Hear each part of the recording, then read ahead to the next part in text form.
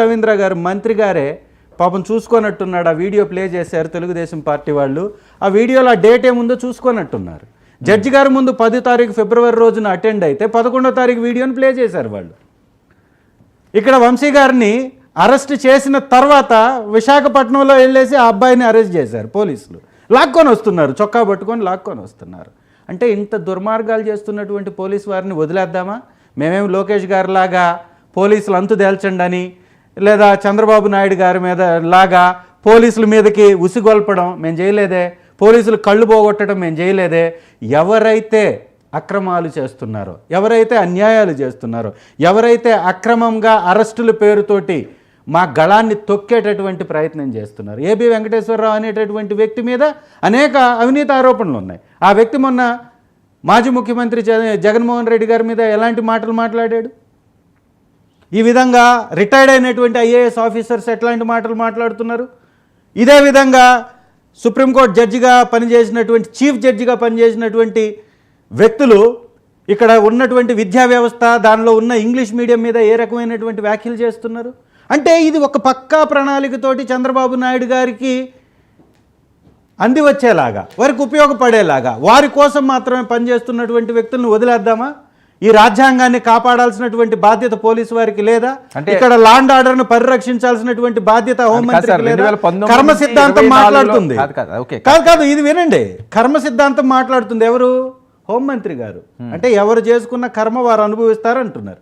అమ్మ, నేను కర్మ సిద్ధాంతం చెప్పడానికి కాదమ్మా హోంమంత్రిని చేసింది, లాండ్ ఆర్డర్ని పరిరక్షించడానికి హోంమంత్రిగా చేశారు. కనీసం ఈ జ్ఞానమన్నా ఉండాలి కదా హోంమంత్రికి.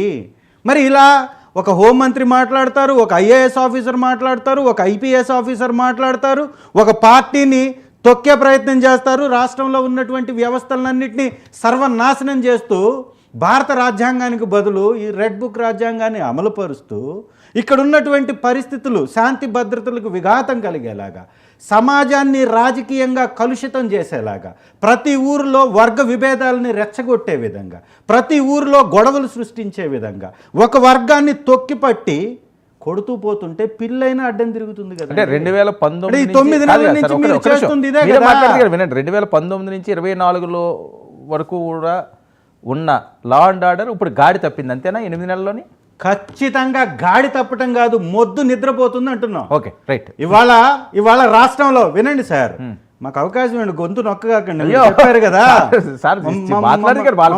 వాళ్ళకు కూడా ఇవ్వండి సార్, ఇప్పుడే కదా స్టార్ట్ అయింది, వారికి కూడా ఇవ్వండి. మేమేమంటున్నామంటే ఈ రాష్ట్రంలో మద్యం వ్యాపారాన్ని గవర్నమెంట్ చేస్తుంటే దళారులకు అప్పచెప్పింది కూటమి ప్రభుత్వం.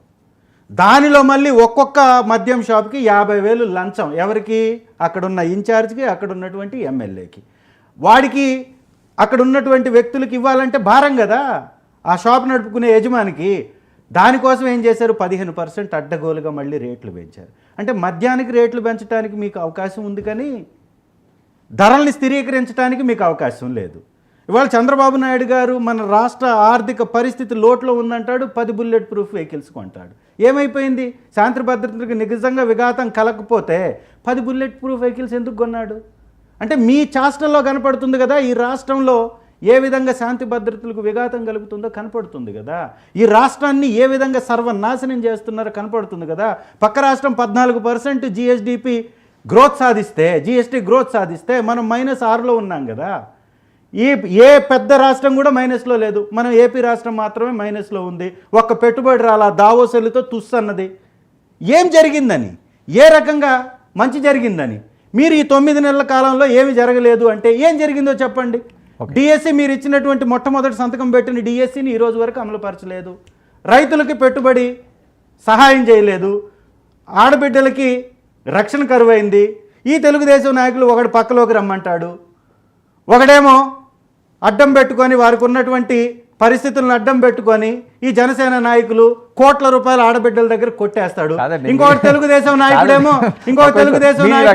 ఏకంగా కత్తితోటి మహిళని గాయపరిచి నోట్లోకి యాసిడ్ పోస్తారు. శాంతి భద్రతకు విఘాతం లాగా మీకు అనిపించట్లేదా? ఇప్పుడు మీరు ఇవన్నీ ఎత్తారనుకోండి, వాళ్ళు ఏమంటారు, మీరు ఒక పక్కలోకి రమ్మన్నారంటే ఒక ఎంపీ గొడ్లెప్పి చూపించాడు అంటారు. ఇంకా అది వేరే గొడ్డలిప్పించి ఒకరికి చూపించడం వేరు, వారు ఇష్టపడితే చూస్తారు, లేకపోతే లేదు. అది కూడా వారిది కాదని తేలింది కదా. మీరు కావాలని దాన్ని సృష్టించారని తేలిపోయింది కదా. మేమేమంటామంటే ఆడబిడ్డల మీద జరుగుతున్న అఘాయిత్యాల మీద ఇదే మాటలు చెప్పి తప్పించుకోవాలనుకుంటున్నారా మీరు? మరి 30,000 మంది మాయమైపోయారు, కిడ్నాప్ చేయబడ్డారు, వారిని మేము వస్తే తీసుకొస్తామన్నారు, తెచ్చారా? సుగాలి ప్రీతి కేసుని మా ప్రభుత్వం రాంగలోనే మొట్టమొదటిగా దాన్ని క్లియర్ చేస్తామన్నారు, చేశారా? ఆ కేసును కూడా నీరు కాచుకున్నటువంటి పరిస్థితి. చర్చిద్దాం. సో ఇట్లాంటి రాష్ట్రంలో ఈ పరిస్థితులు ఉన్నప్పుడు మరి కాపాడాల్సినటువంటి వారు నిమ్మకి నీరెత్తినట్టు పడుకుంటుంటే వారిని మొద్దు నిద్ర లేపేటటువంటి